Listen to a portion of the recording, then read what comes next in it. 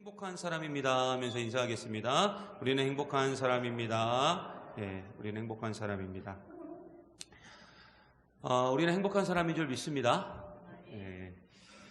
사람은 누구나 확실하게 본인이 깨닫지를 못해서 그렇지 가장 중요하게 생각하는 것들이 다 있습니다.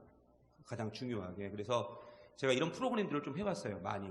중요하게 생각하는 것 10가지를 적어보세요. 그러면은 좀 시간이 걸려서 그러지 거의 다 10가지를 다 적으세요. 10가지를 적으시는데 다 중요하게 생각하는 것들이 있어요. 우리의 삶에. 그 중에 이제 그 10가지 중에서도 가장 중요한 게 또 있죠. 그래서 사실 우리는 내 인생 중에서 가장 중요하게 여기고 사는 게 무엇인지에 대한 확실한 답을 좀 찾을 줄 알아야 되고 또 그것을 잘 붙들고 사는 삶이 돼야 됩니다. 그런데 사실은 가장 우리에게 중요한 것은 결론부터 말씀드리면 예수 그리스도죠. 예수 그리스도. 예수 그리스도가 우리 삶의 사실은 가장 중요한 부분이에요. 그래서 오늘 이 창세기 25장의 주인공이라고 말할 수 있는 야곱, 이 야곱이라는 인물, 그 이야기를 좀 통해서 이 사실에 대한 질문, 그리고 이 사실에 대한 답을 우리가 25장에 있는 내용, 특별히 아브라함, 그리고 이삭, 야곱이라는 이 중심의 세 인물을 통해서 하나님께서 오늘 우리에게 주시고자 하는 이야기가 뭔가, 그 스토리가 뭔가, 그걸 한번 우리가 좀 살펴보자는 겁니다. 그래서 오늘 큰 제목을 제가 3가지로 잡았죠. 아브라함, 이삭, 야곱, 이렇게 제가 유인물에 잡아놓은 겁니다. 먼저 1절 말씀 한번 볼까요? 자, 1절 말씀 한번 같이 보겠습니다. 시작. 아브라함이 후처를 맞이하였으니 그의 이름은 구두라라. 아멘. 여러분, 창세기 23장에 보면 아브라함의 아내 사라가 죽죠.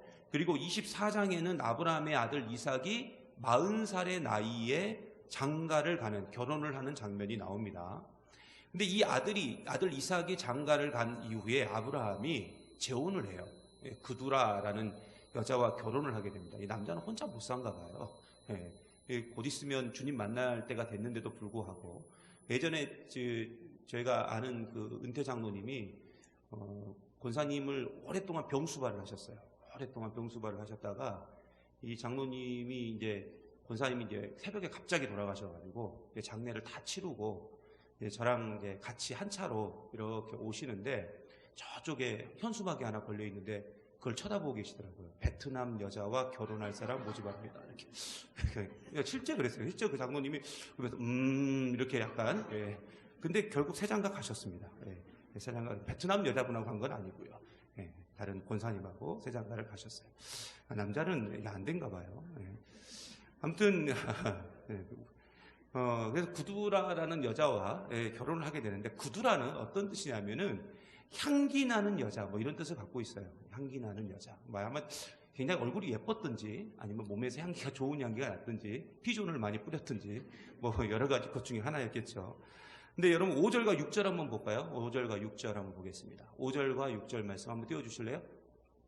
어디 안 될까요? 그냥 유인물 보십시오. 5절과 6절 말씀 한번 다 같이 한번 보겠습니다. 5절 6절입니다. 시작. 아브라함이 이삭에게 자기의 모든 소유를 주었고 자기 서자들에게도 재산을 주어 자기 생전에 그들로 하여금 자기 아들 이삭을 떠나 동방 곧 동쪽 땅으로 가게 하였더라. 아멘. 자, 이게 지금 보면은 아브라함이 자신이 죽을 것을 직감을 한 겁니다. 이제 나이가 많다 보니까 내가 이제 곧 죽겠구나라는 것을 자신의 인생을 경험을 통해서 이제 알게 된 아브라함이 자신의 아들 이삭과 또 향기 나는 여자 그두라에게서 낳았던 서자들에게 재산을 이렇게 나누어 주죠. 근데 여러분 5절과 6절 말씀을 좀 자세히 봐야 돼요. 자세히 보면 표현이 조금 달라요. 이삭에게는 모든 소유를 주었다 이렇게 나옵니다. 그렇죠? 이삭에게는 모든 소유를 주었다 이렇게 나오고 그 서자들에게는 뭘 줬다고 나와요? 재산을 줬다 이렇게 나와요. 그러니까 표현이 다르죠. 그렇죠? 표현이 달라요.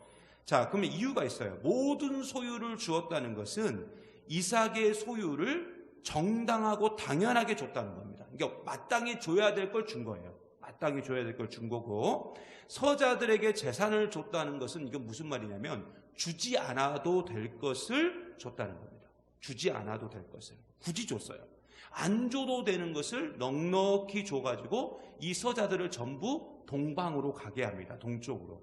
그러면 아브라함이 왜 이 서자들에게 주지 않아도 될 재산을 넉넉히 주면서 동쪽으로 가게 했을까? 대충 느낌은 오시죠? 그죠? 누구 때문에 그래요? 누구 때문에? 그죠? 이삭 때문에 그렇습니다. 혹여나 이삭과 자신의 서자들이 엄마가 다르잖아요. 혹시나 부딪힐까봐. 그러니까 혹여나 있을 갈등으로 인해서 그런 걸 미리 차단하기 위해 가지고 주지도 않아도 될 재산을 주면서 멀리 떠나보낸 겁니다. 결국 아브라함은 자기의 죽음을 앞두고 지금 하나씩 뭔가를 좀 정리를 하고 있는 거죠. 그러면서 결국 7절과 8절 한번 볼까요? 7절과 8절 같이 봅니다. 시작.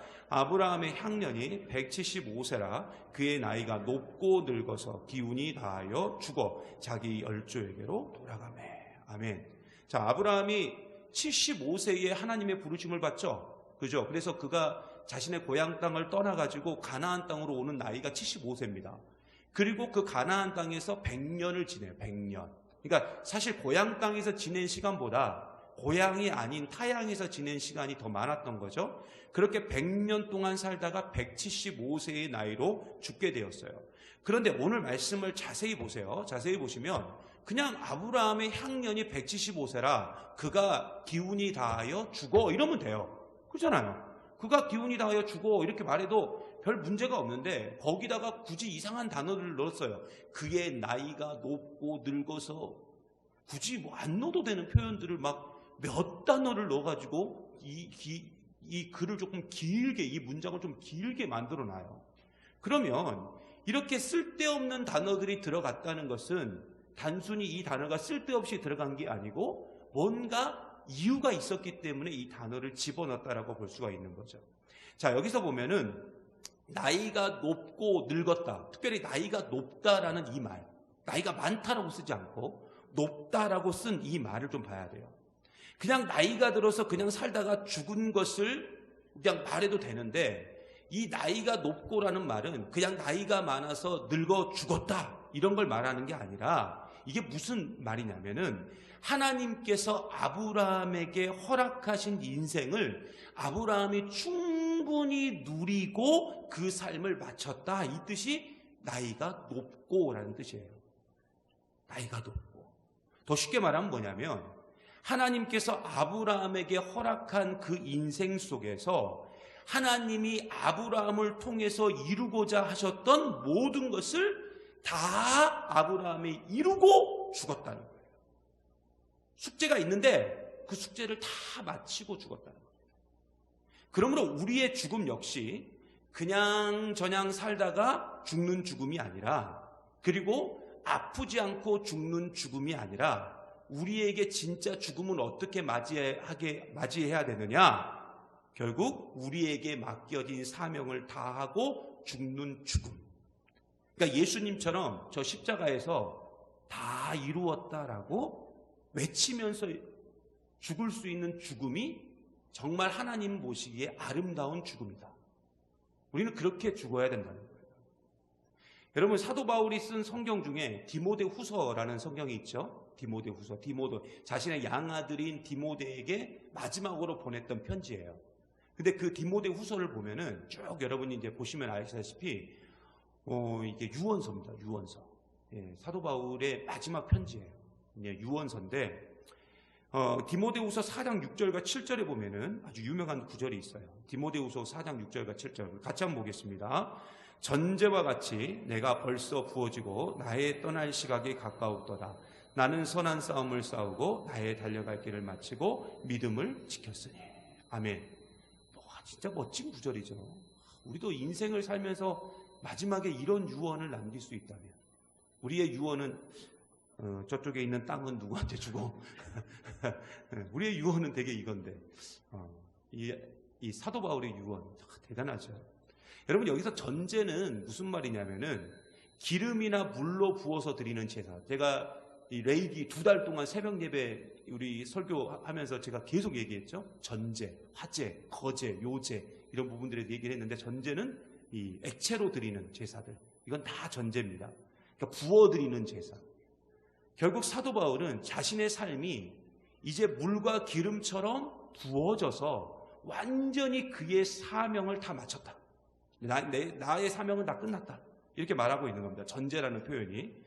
그래서 사도 바울이 이제 뭐라고 말하냐면 나의 떠날 시각이 가까웠다 이렇게 증가를 하는 겁니다. 왜? 다 부어졌으니까. 이제 더 이상 부을 게 없는 거예요. 자신의 삶을 탈탈 털어도 없는 거예요.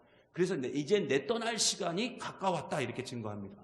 그런데 그냥 내가 죽을 때가 됐다 이렇게 말하면 되는데 굳이 여기다가 뭐라고 쓰는 거예요? 떠날 시각 이렇게 돼요. 떠날 때 이렇게 말하는 겁니다. 왜 그랬느냐? 여러분 이 떠나다 라는 이 말의 의미는 뭐냐면은 군대 용어입니다. 당시 군대 용어. 당시 로마 군인들이 쓰는 이 군대 용어인데 제가 그 1996년 9월 18일 아직도 저는 이 날짜를 못 잊어요. 1996년 9월 18일 날 여러분 우리나라에 좀 큰 사건이 있었죠. 강릉 무장공비 침투 사건이 있었어요. 1996년 9월 18일. 근데 제가 그 날짜를 잊지 않는 게 뭐냐면 제가 1995년 9월 19일에 군대를 입대를 했거든요. 근데 정확하게 1년 만에 그 사건이 군대에 있을 때 제가 발생을 했어요. 갑자기 그날 새벽에 전시 상태와 같은 비상이 딱 걸리고 저희 중대장님이 들어와가지고 뭐 손톱 깎아라, 머리카락 잘라라 막 이러더라고요. 유언서, 막 유언 이거 적으라 그러고 짧게 적으라 그러고. 그래서 막 적었어요.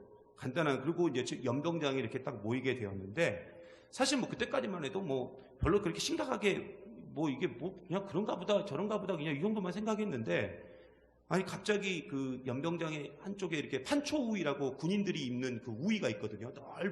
넓은 뭐 이렇게 담요처럼 생긴 우위가 있는데 그 우위에다가 막 그 실탄 그 총알 있잖아요. 그 실탄을 막 이렇게 무대기처럼 이렇게 계속 쌓아놓는 거예요. 계속 부어가지고 원래 그렇게 안 쌓거든요. 근데 그게 그렇게 쌓는다는 건 뭐냐면 지금 전쟁 나간다는 거예요. 너희들 지금 전쟁 나간다. 그때부터 무서워지더라고요. 그러면서 거기다가 자기들이 갖고 있는 그 총에 끼우는 총알이 나갈 수 있도록 해주는 그 탄창이라고 있는데 그 탄창에다 있는 대로 다 넣으라는 거예요. 총알을. 다 바로 지금 들어가야 되니까. 작전에 투입돼야 되니까. 그래서 막 이렇게 집어넣으면서 생각을 했어요. 아, 이게 장난이 아니구나. 그리고 이제 작전이 언제 완료됐냐면 11월 5일 날 완료가 됐어요. 우리로 지금부터 따지면 어저께죠. 11월 5일. 그러니까 약 2달 동안 밖에서 생활을 했는데, 진짜 너무 무서웠던 건 매일 이제 총소리가 들리잖아요. 어디서 들리는지 모르지만. 그리고 맨날 이런 소리가 들려오는 거예요. 누가 총에 맞았네. 누가 뭐 총에 맞아서 다쳤네. 죽었네. 뭐 이런 말들이 계속 들리니까 사실 무섭잖아요. 그런 말을 들으면.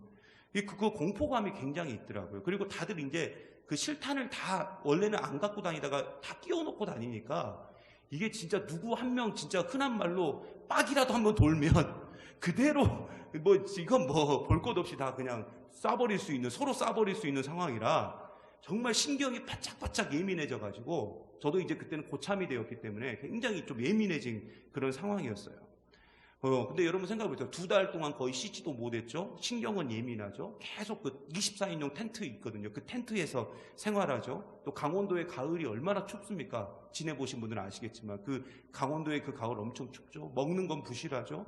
너무나도 힘들고 힘든 시간을 보내고 있는데 11월 5일 날 작전이 종료됐다는 거예요. 작전이 종료됐다. 부대로 다 복귀해라. 그때 그 기분이요. 얼마나 기쁘고요. 얼마나 행복한지요. 예? 일단은 살았다는 기쁨도 있고 안 다쳤다는 기쁨도 있고 잘 맞췄다는 기쁨도 있고 이제 좀 돌아가서 좀 따뜻한 물에 목욕도 좀 하고 좀 밥도 좀 맛있게 먹고 편안한 데서 잠도 잘 수 있다 이런 기쁨도 있었거든요. 근데 그때 이제 저희들이 딱 했던 일이 뭐냐면 텐트 지금 2달 동안 생활했던 그 텐트의 줄을 딱 푸는 거예요. 텐트의 줄을. 왜냐면 텐트를 걷어야 되니까. 근데 여러분 제가 이 이야기를 하려고 지금까지 얘기를 한 건데 텐트의 줄을 딱 풀면 텐트가 어떻게 됩니까? 확 무너지죠. 확 무너지죠. 그게 뭐냐면은 바로 이 사도 바울이 말하고 있는 떠날 시각이에요. 이해가시죠? 그 표현이에요. 떠나다라는 표현이 그 표현이에요. 텐트의 줄을 딱 풀어가지고 텐트가 확 무너지는 거예요. 확 무너지는 거예요. 그래서 사도 바울이 죽음을 뭐라고 표현하냐면 사도 바울에게 죽음은 슬프고 아픈 것이 아니라 텐트의 줄을 풀면 텐트가 확 무너지듯이 그 무너질 고단한 육신의 삶을 마치고 내가 원래 살던 집으로 돌아가는 것, 이걸 사도 바울은 죽음이다 이렇게 표현했어요. 그래서 사도 바울이 육신의 장막이 무너지다 뭐 이런 표현을 쓰잖아요. 그게 그 말이에요 지금. 육신의 장막이 무너지다. 이게 다 끝났다는 거예요. 수고의 시간이 끝나고 아픔의 시간이 끝나고 고통의 시간이 끝나고 이젠 나는 영원히 안식할 곳으로 간다는 그 설레임. 텐트의 줄을 탁 풀면서 텐트가 확 무너질 때, 야, 이제 나는 우리 집으로 돌아간다. 나는 이제 우리 원래 있던 곳으로 부대로 돌아가서 좀 편안하게 좀 쉴 수 있다 하는 그 설레임. 그 설레임의 단어가 뭐냐면은 떠나다라는 표현. 그러니까 이 떠날 시간이 가까웠다라는 이 말은 내가 두렵다 이런 뜻이 아니고, 나는 지금 설레다. 나는 지금 너무 설레다. 나는 지금 내 고향 땅, 저 천국으로 돌아갈 수 있는 그 기쁨 때문에 나는 지금 너무 설레다 하는 표현이 떠날 시간이 가까웠다라는 표현이에요. 그래서 여러분, 그리스도인에게 죽음은 두려움이 될 수가 없어요. 죽음은 우리 그리스도인들을 무너뜨릴 수 없고 넘어뜨릴 수 없어요. 죽음은 모든 것이 끝나는 게 아니라 다시 새로운 또 다른 시작의 시작이라는 거예요. 그래서 사도 바울은 복음을 위한 죽음을 두려워하지 않았던 겁니다. 그리고 나의 달려갈 길을 다 마쳤다라고 자신 있게 고백할 수 있었어요. 그러므로 아브라함의 나이가 높다라는 것은 아브라함에게 맡겨진 사명을 다 감당했다는 거예요. 여러분, 이런 말 있죠. 오는 순서는 있어도 뭐 하는 순서는 없어요? 가는 순서는 없죠. 그러므로 우리는 항상 내게 주어진 인생의 사명을 좀 충성스럽게 감당하는 삶이 돼야 돼요. 그것이 바로 그리스도인의 모습이라고요. 그러니까 언제나 마지막처럼 최선을 다해서 사는 것. 내게 주어진 삶을 최선을 다해서 내게 주어진 사명을 핑계 없이 감당하며 열심히 살아가는 것.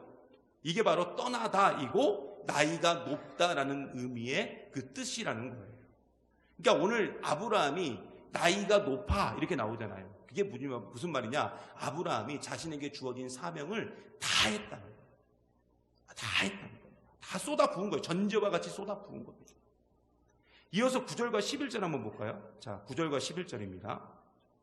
같이 한번 볼게요. 같이 봅니다. 시작. 그의 아들들이 이삭과 이스마엘이 그를 마므레 앞 헷 족속 소알의 아들 에브론의 밭에 있는 막벨라 굴의 장사였으니 이것은 아브라함이 헷 족속에게서 산 밭이라. 아브라함과 그의 아내 사라가 거기 장사되니라. 아브라함이 죽은 후에 하나님이 그의 아들 이삭에게 복을 주셨고 이삭은 부엘라 헤로이 근처에 거주하였더라. 아멘. 자, 여기서 보면 하나님이 그의 아들 이삭에게 뭘 줬다 이렇게 나왔죠? 복을 주셨고 이렇게 나오죠. 복을 주셨고. 그런데 여러분, 우리가 오늘 말씀을 좀 자세히 보면 알 수 있듯이 이삭은 전혀 복을 받은 것처럼 나오질 않아요. 여러분, 우리가 잘 알고 있다시피 이삭이 몇 세에 결혼을 했죠? 40세에 결혼했죠. 그리고 그가 60세가 될 때까지 자식이 없었어요. 그런데 아버지 아브라함은 자기 엄마와 그 사별한 후에 아브라함은 재혼을 했는데 아버지 아브라함은 나이가 많았음에도 불구하고 그두라를 통해서 자식을 낳았습니다. 자기는 지금 자식이 없는데 아버지는 자식을 낳았어요. 그리고 그 이삭의 이복 형제 이스마엘 있잖아요. 이스마엘. 우리에게 잊혀진 인물 이제는. 그 이스마엘 역시 엄청난 자식을 낳았어요. 그 당시에 복의 개념은 뭐였냐? 부의 개념은 뭐였냐면 두 가지였습니다. 땅을 갖고 있느냐. 두 번째는 뭐냐? 자식이 많냐. 이게 복의 개념, 부의 개념이었거든요. 근데 지금 분명히 오늘 말씀에 하나님이 그의 아들 이삭에게 복을 주셨고 이렇게 했어요.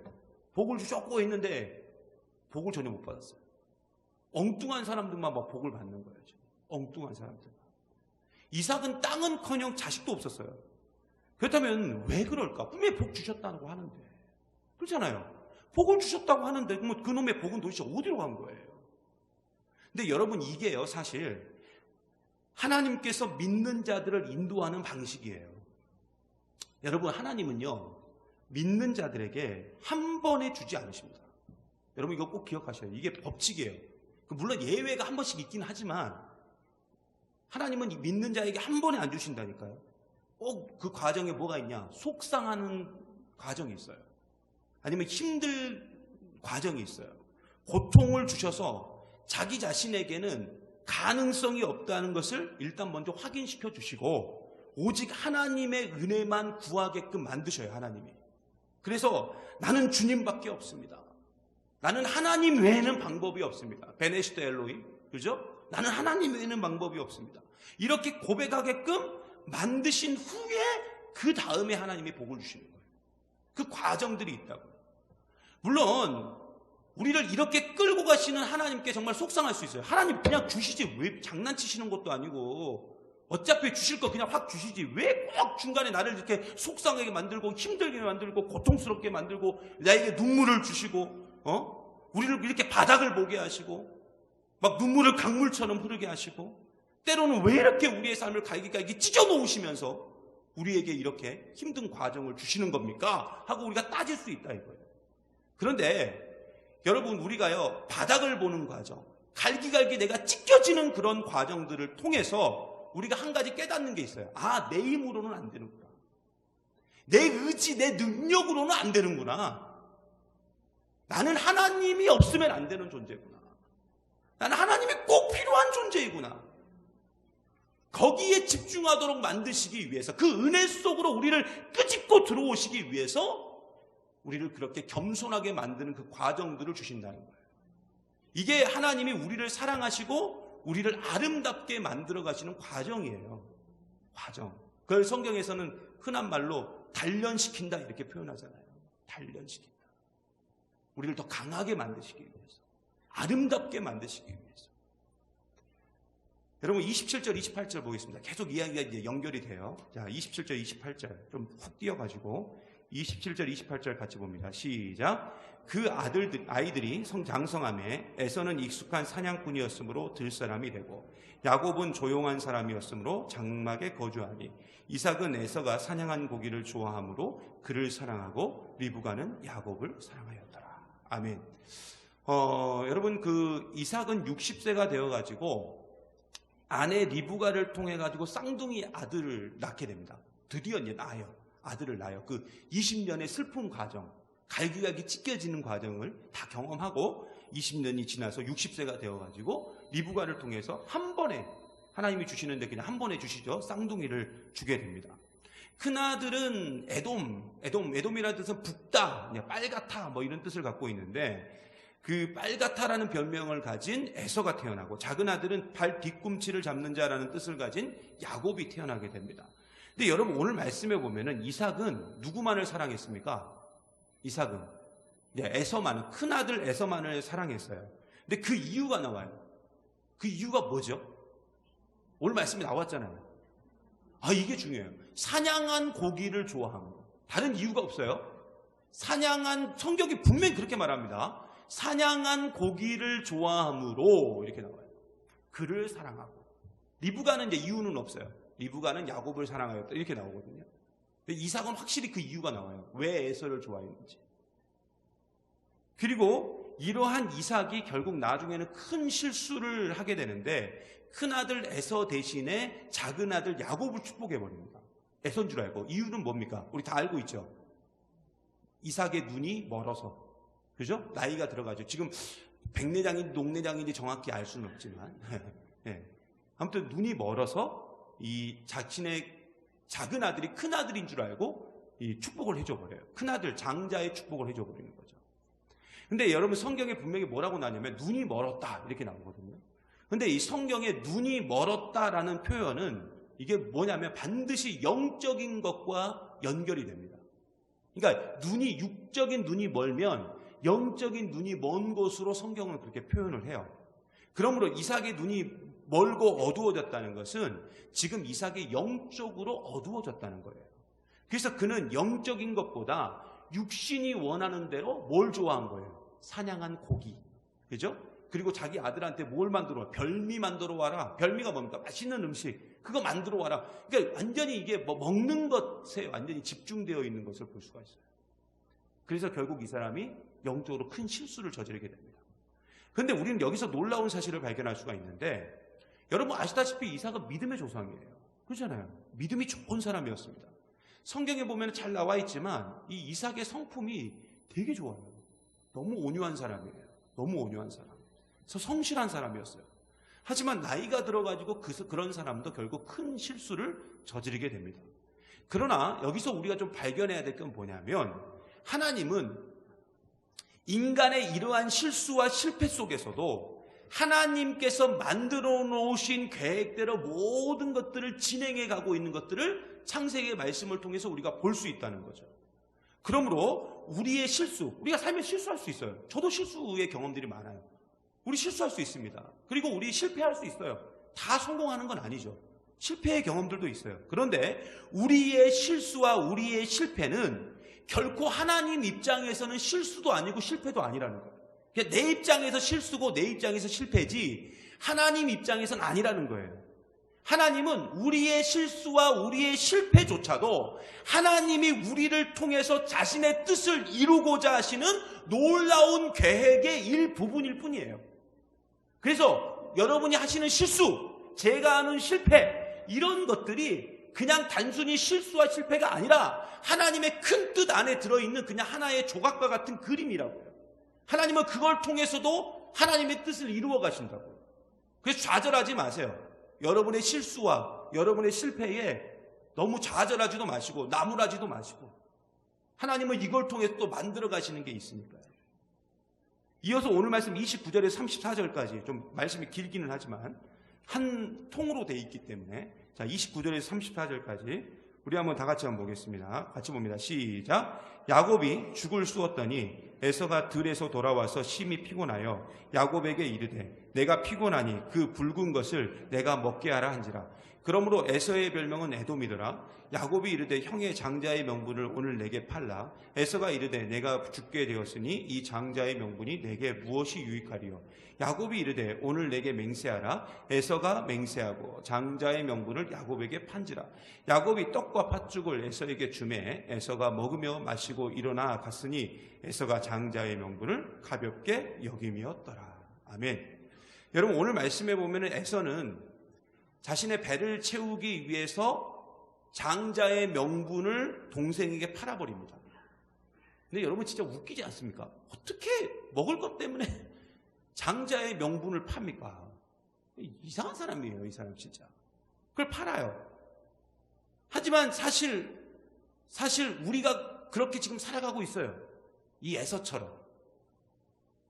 나의 욕심, 나의 생존을 위해서 그리스도인이라는 명분을 팔아 넘길 때가 있다고요. 우리가 엊그저께 새벽에 본 두아디라 교회가 그랬잖아요. 생존권을 위해서 자신이 그리스도인인 것을 팔아 넘겨버리잖아요. 똑같은 거예요. 우리가 그럴 때가 있어요. 그걸 숨길 때가 있다고요. 내 생존을 위해서, 내 욕심을 위해서, 내가 그리스도인이라는 그 명분과 자존심을 아주 쉽게 내려놓을 때가 있다고요. 그런데 우리가 잊지 말아야 될 사실이 있는데 그리스도인은 이 명분으로 사는 존재예요. 명분으로. 여러분 이걸 잊으시면 안 돼요. 이 장자의 명분, 이게 그리스도의 명분인데 이게 굉장히 중요하다고요. 이게 쉽게 팔아 넘길 게 아니에요, 이게. 우리는 그 명분 때문에 버티고 있고 명분 때문에 서 있고 명분 때문에 존재하고 있다고요.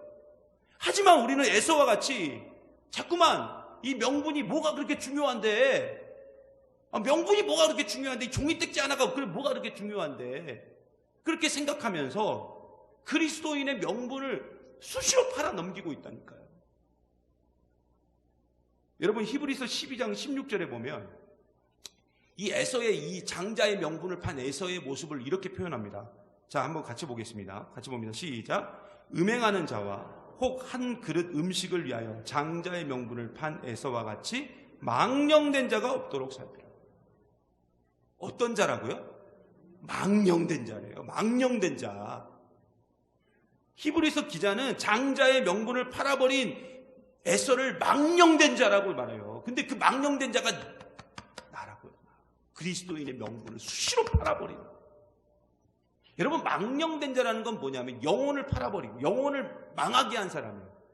내 영혼을 망하게 하고 다른 사람의 영혼을 망하게 하고. 그렇다면 야곱은 여러분 반대로 한번 생각해 보세요. 야곱은 그러면 왜 장자의 명분을 그렇게 살려고 했냐? 그렇잖아요. 뭐 때문에? 이유는 단순해요.